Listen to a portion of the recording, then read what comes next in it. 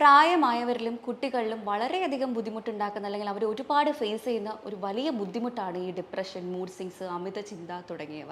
എൻ്റെ ഒരു കാര്യം തന്നെ പറയാം. പണ്ട് നല്ല രീതിക്ക് ആൻസൈറ്റി ഫേസിൽ ഉള്ള ഒരാളായിരുന്നു ഞാൻ. കാരണം എനിക്ക് ഇഷ്ടമാണ് ഈ മത്സരങ്ങളിലൊക്കെ പങ്കെടുക്കുന്നത്, പാട്ട് പാടുന്നത്, പ്രസംഗിക്കുന്നതൊക്കെ. പക്ഷേ എനിക്ക് ഭയങ്കരമായിട്ടുള്ള ആൻസൈറ്റിയാണ്. എൻ്റെ കൈയൊക്കെ വിറയ്ക്കും.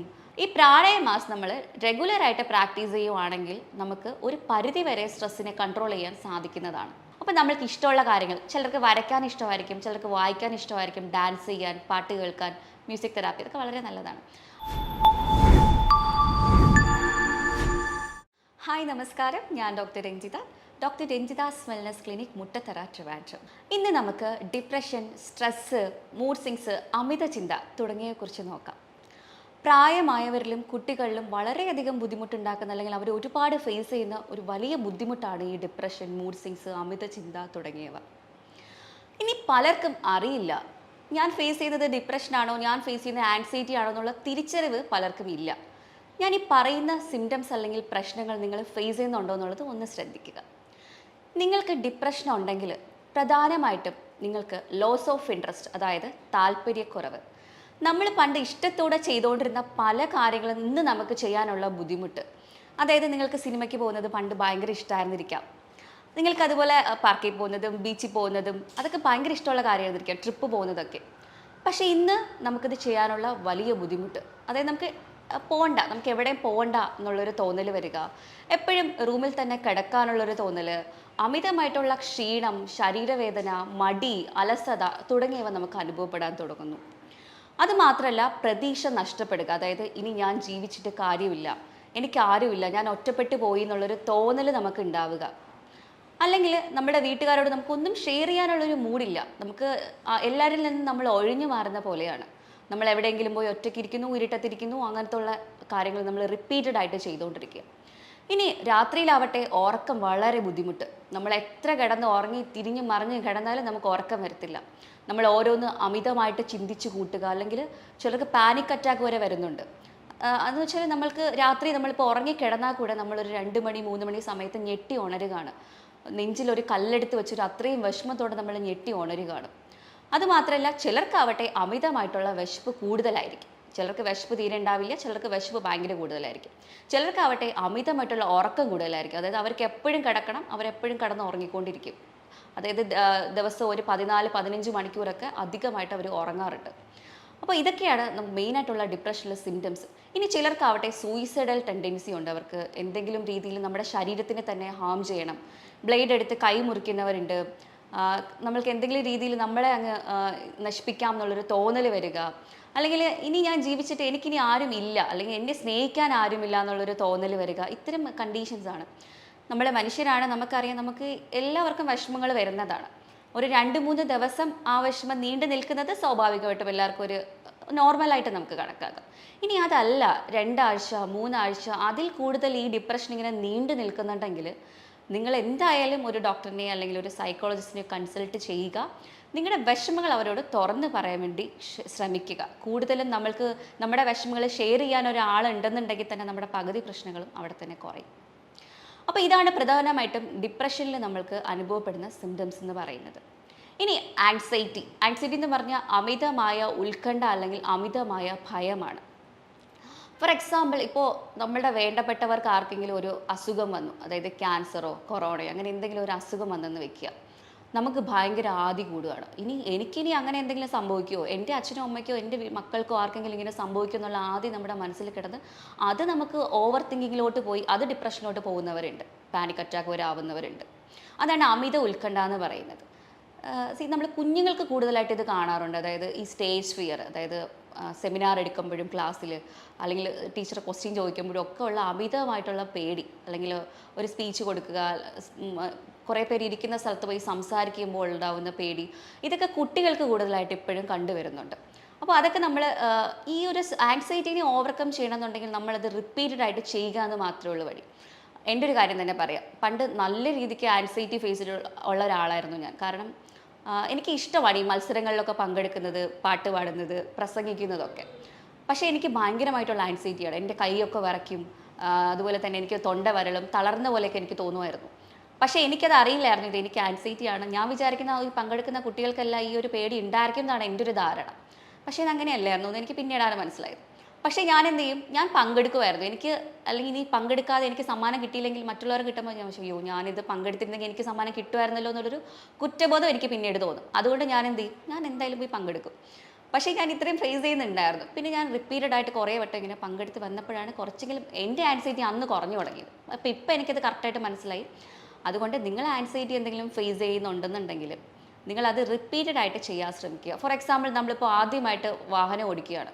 അപ്പോൾ നമുക്ക് ഒരു പേടി എല്ലാവർക്കും ഉണ്ടാവുന്നതാണ്. നമ്മൾ എന്ത് ചെയ്യുക, റിപ്പീറ്റഡ് ആയിട്ട് അത് ചെയ്തുകൊണ്ടിരിക്കുക. അങ്ങനെ ചെയ്യുമ്പോൾ എന്താ, നമ്മുടെ കംഫേർട്ട് സോണായിട്ട് അത് മാറുകയാണ് ചെയ്യുന്നത്. പക്ഷേ ആദ്യം തന്നെ എനിക്കിത് പറ്റിയ പണിയില്ല എന്ന് പറഞ്ഞ് നമ്മൾ മാറ്റി വെച്ച് കഴിഞ്ഞാൽ ആ പേടി നമുക്ക് പിന്നെയും എപ്പോഴും ഉണ്ടായിരിക്കും. അതുകൊണ്ട് ആൻസൈറ്റി ഉള്ളവർ അത് റിപ്പീറ്റഡ് ആയിട്ട് ചെയ്യാൻ വേണ്ടിയിട്ട് ശ്രമിക്കുക എന്നുള്ളതാണ്. ഇതിന് ഞാൻ വേറൊരു എക്സാമ്പിൾ പറയാം. ഇടയ്ക്ക് എനിക്കൊരു കുട്ടി, ഒരു കുഞ്ഞു മോളാത്, ഒരു 11 വയസ്സായൊരു പേഷ്യൻ്റ് വന്നിട്ടുണ്ടായിരുന്നു. അപ്പോൾ ആ കുഞ്ഞ് സ്കൂളിൽ പഠിക്കുന്നതേ ഉള്ളൂ, 11 വയസ്സായ കുഞ്ഞ്. അപ്പോൾ സ്കൂളിൽ 2 ബെസ്റ്റ് ഫ്രണ്ട്സ് ഉണ്ട്, അടുത്ത കൂട്ടുകാരാണ്. അപ്പോൾ കൂട്ടുകാർ കുട്ടീനെ ഒരു ദിവസം ഇങ്ങനെ കളിയാക്കുന്നു, നീ ഒത്തിരി തടി വെച്ച് പോയി, നിന്റെ കാണാനുള്ള ഭംഗി പോയി എന്ന് കുട്ടിയോട് പറയുകയാണ്. അപ്പോൾ കുഞ്ഞിനെ അത് ഭയങ്കരമായിട്ട് മാനസിക ആഘാതം ഉണ്ടാക്കുന്നു. അപ്പോൾ കുഞ്ഞ് വീട്ടിൽ പോയിട്ട് അമ്മയോട് ഷെയർ ചെയ്യുന്ന പരിപാടിയില്ല, അത് ഞാൻ പിന്നെ പറയാം. അപ്പോൾ പോയി പറയുന്നത് ആൻറ്റിയോടാണ്, ഏറ്റവും അടുത്ത ഒരു റിലേറ്റീവാണ്. അപ്പോൾ ആൻറ്റിയോട് പറഞ്ഞു, ഞാനിങ്ങനെ എന്നെ കുട്ടികളിങ്ങനെ കളിയാക്കുന്നു, ആൻറ്റി ഇത് ശരിയാണോ, ഞാൻ തടി വെച്ചോ എന്ന് ചോദിക്കുന്നു. അപ്പോൾ ആൻറ്റിയും അത് തിരുത്തേണ്ടതിന് പകരം അതെ നിൻ്റെ ഭംഗിയൊക്കെ പോയി, നീ ഇനി തടി വെച്ച് കഴിഞ്ഞാൽ വലിയ വൃത്തികേടാവുമെന്ന് പറഞ്ഞ് കുട്ടിയോട് പറയുന്നു. അപ്പോൾ കുട്ടി ഇത് ഭയങ്കരമായിട്ടൊരു ഡിപ്രഷനോട്ട് പോവുകയാണ് അന്ന് മുതലേ.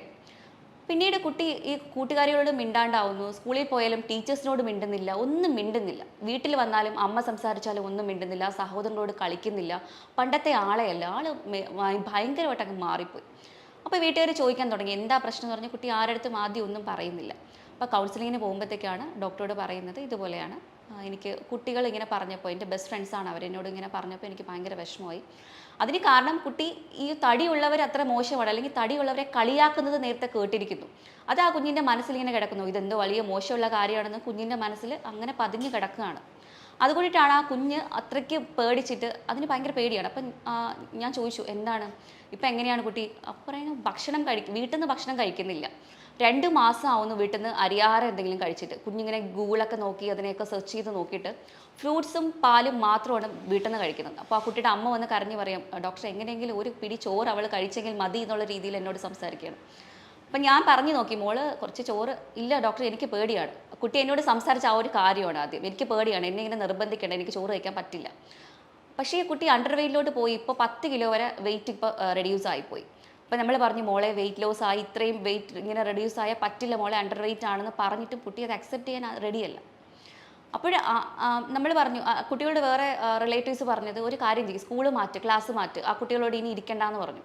പക്ഷേ അങ്ങനെ നമ്മൾ അത് അഡ്വൈസ് ചെയ്ത് കഴിഞ്ഞാൽ അത് കുട്ടിക്ക് തന്നെയാണ് ഭാവിയിൽ ദോഷം വരിക. കാരണം ഇതുപോലെ ഒരുപാട് ഫേസ് ചെയ്യേണ്ടി വരും, നമ്മൾക്ക് പലയിടത്തും പോകേണ്ടി വരും, പലതും കേൾക്കേണ്ടി വരും.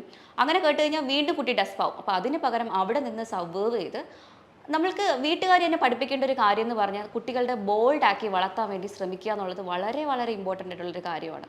നോ പറയേണ്ടടുത്ത് നോ പറയുക.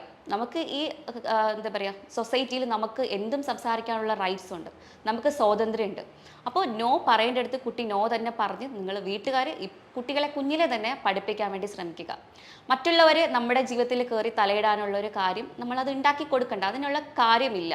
നമ്മുടെ ജീവിതം നമ്മൾ തന്നെയാണ് നോക്കേണ്ടത്. ഇൻഡിപെൻഡൻ്റ് ആയിട്ട് കുട്ടികളെ വളർത്താൻ വേണ്ടിയിട്ട് പാരൻസ് മാക്സിമം വീട്ടിൽ നിന്ന് അവർക്ക് അഡ്വൈസ് കൊടുക്കേണ്ടത് വളരെ വളരെ ഇമ്പോർട്ടൻ്റ് ആണ്.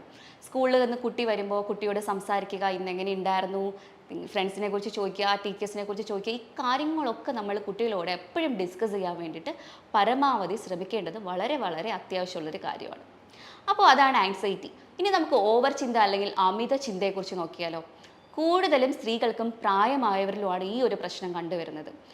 നമുക്ക് ചിന്തകളൊക്കെ ആവശ്യത്തിന് വേണം, അതൊക്കെ നോർമലാണ്. നമുക്ക് ഒരു 50,000 മുതൽ 1,00,000 ചിന്തകൾ വരെ നോർമലി നമുക്ക് വരാറുണ്ട്, അല്ലേ? അത് നോർമലാണ്, നല്ല ചിന്തകളാണെങ്കിൽ. ഇനി നമ്മുടെ വിഷമപ്പെടുത്തുന്ന കാര്യങ്ങൾ, നമുക്ക് എന്താ പറയുക, ഒരു രീതിക്കുള്ള സമാധാനം തരാത്ത ചിന്തകളാണെങ്കിൽ കയറി കയറി റിപ്പീറ്റഡ് ആയിട്ട് നമുക്ക് വന്നുകൊണ്ടിരിക്കുന്നെങ്കിൽ അത് നമ്മൾ എന്തായാലും സൂക്ഷിക്കണം. കാരണം അത് നമ്മളെ ലൈഫ് തന്നെ സ്പോയിൽ ചെയ്ത് കളയും. നമുക്കൊന്നും നമ്മുടെ ഡെയിലി റൊട്ടീൻസ് നമുക്കൊന്നും ചെയ്യാൻ പറ്റില്ല. നമ്മൾ പഴയ ആളെ അല്ലാണ്ടായി മാറുകയാണ് അവിടെ. അപ്പോൾ ഈ അമിത ചിന്തകൾ മാക്സിമം കുറയ്ക്കാൻ വേണ്ടി ശ്രമിക്കുക. കൂടുതലും ഈ വീട്ടമ്മമാരൊക്കെയാണ് ഇത് ഒത്തിരി ഫേസ് ചെയ്യുന്നത്.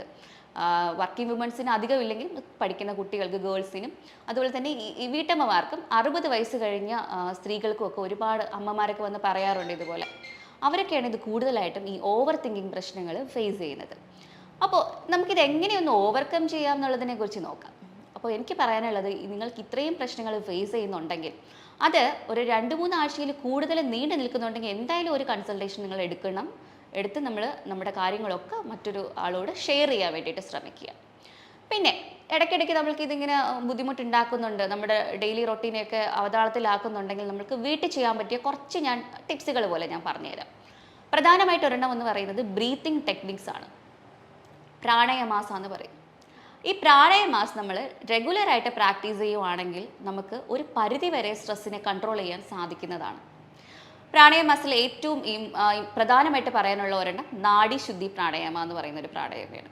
സെക്കൻഡ് വൺ എന്ന് പറയുമ്പോൾ ശീതലി പ്രാണായാമം. ഇതൊക്കെ നിങ്ങൾക്ക് ഗൂഗിൾ നോക്കിയാലോ യൂട്യൂബ് നോക്കിയാലോ ഇതിൻ്റെ പ്രൊസീജിയർ കിട്ടും. അത് നമുക്ക് ചെയ്തെടുക്കാം. ഞാനിത് എക്സ്പ്ലെയിൻ ചെയ്ത ലെങ്തി വീഡിയോ, അതുകൊണ്ട് ഞാൻ കൂടുതലായിട്ടൊന്നും പറയുന്നില്ല. ശീതലി എന്ന് പറയുമ്പോൾ ഒന്നുമില്ല, നമ്മൾ വായിലൂടെ ശ്വാസം എടുത്തിട്ട് ഒരു 10 സെക്കൻഡ് ഹോൾഡ് ചെയ്തതിന് ശേഷം മൂക്കിലൂടെ ശ്വാസം പുറത്തേക്ക് വിടുന്ന ഒരു ടെക്നിക്കാണ്. നാഡിശുദ്ധി എന്ന് പറഞ്ഞാൽ ഒരു മൂക്കടച്ചിട്ട് ഒരു മൂക്കിലൂടെ ശ്വാസം എടുത്തിട്ട് ആ ബ്രത്ത് ഒന്ന് ഹോൾഡ് ചെയ്യണം. ഒരു 10 സെക്കൻഡ് മനസ്സിൽ കൗണ്ട് ചെയ്ത് ഹോൾഡ് ചെയ്തതിന് ശേഷം ഓപ്പോസിറ്റ് മൂക്കിലൂടെ പുറത്ത് വിടുന്നൊരു ടെക്നിക്കാണ്. അപ്പോൾ ഇത് നമ്മൾ റിപ്പീറ്റഡ് ആയിട്ടൊരു 10 മുതൽ 20 വട്ടം വരെ ഡെയിലി പ്രാക്ടീസ് ചെയ്യാൻ വേണ്ടി ശ്രമിക്കുക. എനിക്കറിയാം നമുക്ക് ആദ്യമൊക്കെ വലിയ ബുദ്ധിമുട്ടായിരിക്കും, നമുക്ക് ഒന്നും ചെയ്യാനുള്ള മൂഡ് ഉണ്ടാവില്ല. പക്ഷേ നമ്മൾ മനസ്സ് കൈവിടാൻ പാടില്ല. നമ്മൾ തന്നെ അതൊരു പ്രതിജ്ഞ പോലെ എടുത്തതിന് ശേഷം നമ്മളങ്ങ് ഇറങ്ങുക, നമ്മൾ ചെയ്യണം ഡെയിലി എന്തായാലും.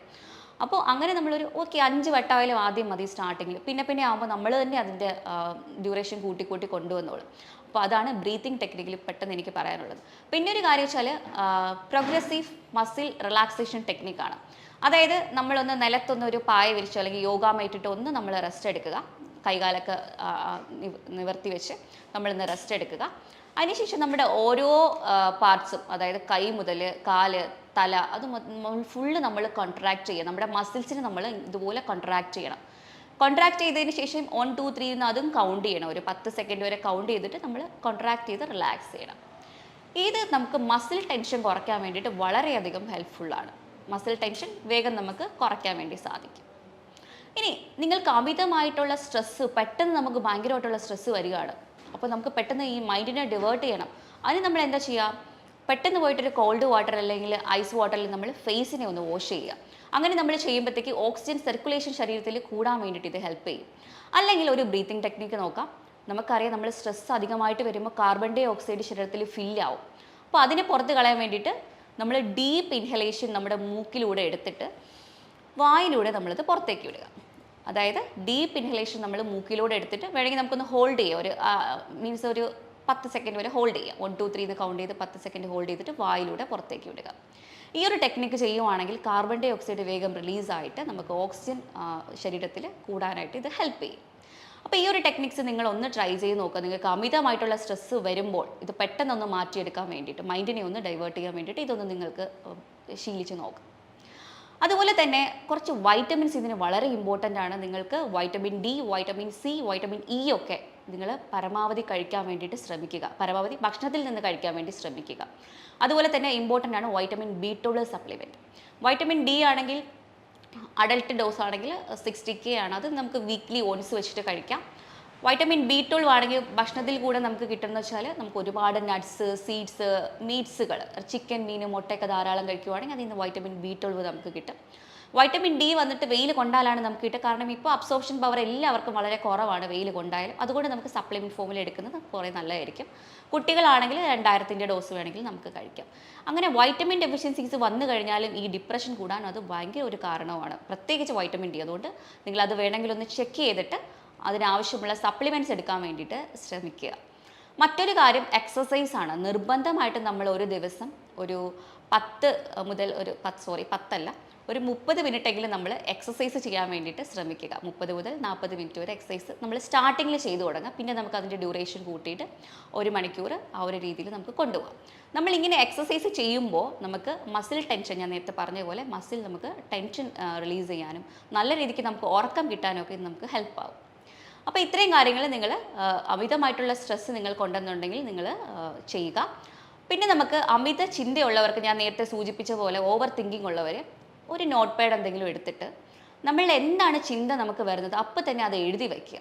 എപ്പോഴാണോ നിങ്ങൾക്കിങ്ങനെ അമിത ചിന്ത കയറി വരുന്നത് അപ്പോൾ നമ്മളൊരു പേപ്പർ എടുത്ത് എഴുതി വയ്ക്കുക. അങ്ങനെ എഴുതി വരുമ്പോൾ കുറച്ച് നാൾ കഴിയുമ്പോഴത്തേക്ക് ഈ ചിന്ത നമ്മളെ വിട്ട് പോകുന്നതായിട്ട് തോന്നും നമുക്ക്. പിന്നെ കാര്യം, ഒരാളോട് ഷെയർ ചെയ്യാൻ വേണ്ടി നിങ്ങൾ എന്തായാലും ശ്രമിക്കുക. നിങ്ങൾക്കൊരു ബെസ്റ്റ് ഫ്രണ്ട് ഉണ്ടെങ്കിലോ നമ്മുടെ പാർട്ട്ണറിനോടോ നമ്മുടെ വീട്ടുകാരോടോ ആരോടെങ്കിലും നമ്മൾക്കുണ്ടാവുന്ന വിഷമങ്ങൾ അല്ലെങ്കിൽ നമ്മൾ ഫേസ് ചെയ്യുന്ന ബുദ്ധിമുട്ടുകളൊന്ന് ഷെയർ ചെയ്യാൻ വേണ്ടിയിട്ട് ശ്രമിക്കുക. നമ്മൾ ഒരാളോട് ഷെയർ ചെയ്യുമ്പോൾ നമുക്ക് ആ ബുദ്ധിമുട്ട് കുറച്ചൊന്ന് കുറയും. അതുപോലെ തന്നെ ഡയറിയിൽ എഴുതുമ്പോഴും അതുപോലെ തന്നെയാണ്, നമ്മളുടെ പ്രഷർ നമ്മളൊന്ന് ഇറക്കി വെക്കുകയാണ്. ആ ഒരു രീതിയിൽ നമുക്ക് വളരെ നല്ലൊരു ഗുണം ചെയ്യും നമുക്ക്. പിന്നെ നമ്മൾക്ക് ഇഷ്ടമുള്ള കാര്യത്തിലൊന്ന് എൻഗേജ്ഡ് ആവാൻ വേണ്ടി ശ്രമിക്കുക. നമ്മൾ പുതിയ ഹോബീസ് കണ്ടുപിടിക്കുക. നമ്മൾ എപ്പോഴും വെറുതെ ഇരിക്കുമ്പോഴാണ് നമുക്ക് ഈ ആവശ്യമില്ലാത്ത ചിന്തകളും ആൻസൈറ്റീസ് ഒക്കെ വരുന്നത്. അപ്പോൾ നമ്മൾക്ക് ഇഷ്ടമുള്ള കാര്യങ്ങൾ, ചിലർക്ക് വരയ്ക്കാൻ ഇഷ്ടമായിരിക്കും, ചിലർക്ക് വായിക്കാൻ ഇഷ്ടമായിരിക്കും, ഡാൻസ് ചെയ്യാൻ, പാട്ട് കേൾക്കാൻ, മ്യൂസിക് തെറാപ്പി, ഇതൊക്കെ വളരെ നല്ലതാണ്. അപ്പോൾ ഇത്തരം കാര്യങ്ങൾ നമ്മൾ കൂടുതലായിട്ട് ചെയ്യാൻ ശ്രമിക്കുക. സ്ട്രെസ്സ് വന്ന് കിടക്കുമ്പോൾ നമുക്കറിയാം നമുക്കിതൊക്കെ വലിയ പാടായിരിക്കും, നമുക്കൊന്നും ചെയ്യാനുള്ള ഒരു മൂഡ് ഉണ്ടാവില്ല. പക്ഷേ നമ്മൾ വേണമെന്ന് വിചാരിച്ച് നമ്മളത് ചെയ്യണം. പിന്നെ നമ്മൾ രാവിലെ എഴുന്നേറ്റ് ഒരു പേപ്പർ എടുത്തിട്ട് എഴുതണം, ഇത് എൻ്റെ ജീവിതമാണ്, എനിക്ക് നന്നായിട്ട് ജീവിക്കണം, ഇതൊക്കെ എൻ്റെ മൈൻഡിൻ്റെ പ്രശ്നം കൊണ്ടിട്ട് എനിക്ക് തോന്നുന്ന വികാരങ്ങളാണ്, ഇമോഷൻസ് ആണ്, ഇതിനെ കൺട്രോൾ ചെയ്യാൻ എനിക്ക് സാധിക്കും എന്നുള്ളത് നിങ്ങൾ കുറച്ച് വട്ടം, ഒരു 10 വട്ടം ഡെയിലി എഴുതി നോക്കൂ. നമുക്ക് നല്ലൊരു റിലീഫ് തന്നെ കിട്ടുന്നതായിരിക്കും. ഇനി കിടന്നിട്ട് നിങ്ങൾക്ക് ഉറക്കം വരുന്നില്ല എന്നുണ്ടെങ്കിൽ ഒന്ന് പാട്ട് കേട്ടുകൊണ്ട് കിടക്കുകയോ എന്തെങ്കിലും വായിച്ചുകൊണ്ട് കിടക്കുകയോ ചെയ്യാം. സ്ക്രീൻ ടൈം മാക്സിമം കുറയ്ക്കാൻ വേണ്ടി ശ്രമിക്കുക. സാധാരണ എല്ലാവരും മൊബൈൽ കളിച്ച് അത് 2-3 മണി വരെ അങ്ങനെ അങ്ങ് പോവുകയാണ്. പക്ഷെ അത് നമ്മൾ കുറയ്ക്കണം. അതിനുവേണ്ടി നമുക്ക് എന്തെങ്കിലും മ്യൂസിക്, ഇഷ്ടമുള്ള എന്തെങ്കിലും കാര്യങ്ങൾ കേട്ടുകൊണ്ട് കിടക്കാം. പുരാണങ്ങളോ കഥകളോ അങ്ങനെ എന്തെങ്കിലും നമ്മൾക്ക് കേട്ട് കിടക്കുമ്പോൾ നമുക്ക് അങ്ങ് ഉറക്കം വരും. നമ്മൾ ഈ റൊട്ടീൻ ഒരാഴ്ച എങ്ങനെയും വളരെ കഷ്ടപ്പെട്ട് നമ്മളിത് ചെയ്തു തുടങ്ങി കഴിഞ്ഞാൽ പിന്നെ നമുക്ക് ഓട്ടോമാറ്റിക്കലി ആ സമയമോ ഉറക്കം വരുന്നതായിരിക്കും. അപ്പോൾ ഇത്തരം പ്രശ്നങ്ങൾ നിങ്ങൾ ഫേസ് ചെയ്യുന്നുണ്ടെങ്കിൽ, 2-3 ആഴ്ചയിൽ കൂടുതൽ നിങ്ങൾക്ക് നീണ്ടു നിൽക്കുന്നുണ്ടെങ്കിൽ, നിങ്ങൾ എന്തായാലും ഒരു പ്രൊഫഷണൽ ആയിട്ടുള്ള ഡോക്ടറിനെ കൺസൾട്ട് ചെയ്യാൻ വേണ്ടി ശ്രമിക്കുക. അവരോട് ഈ കാര്യങ്ങളൊക്കെ തുറന്ന് പറയുക. ചിലരൊക്കെ പറയാറുണ്ട് 1 വർഷത്തോളം ഞാനിത് അനുഭവിക്കുന്നു എന്നുള്ളത്. അപ്പോൾ എനിക്ക് ചോദിക്കാനുള്ളത്, എന്തുകൊണ്ട് നിങ്ങളൊരു ഡോക്ടറിനെ കാണുന്നില്ല എന്നുള്ളതാണ്. അപ്പോൾ നിങ്ങൾ എന്തായാലും ഒരു പരിഹാരം കണ്ടുപിടിക്കുക. കൂടുതൽ എന്തെങ്കിലും അറിയണം എന്നുണ്ടെങ്കിൽ താഴെ കാണുന്ന നമ്പറിലോട്ട് വിളിക്കാവുന്നതാണ്. അപ്പോൾ മറ്റൊരു വീഡിയോ ആയിട്ട് വീണ്ടും കാണാം. Thank you so much.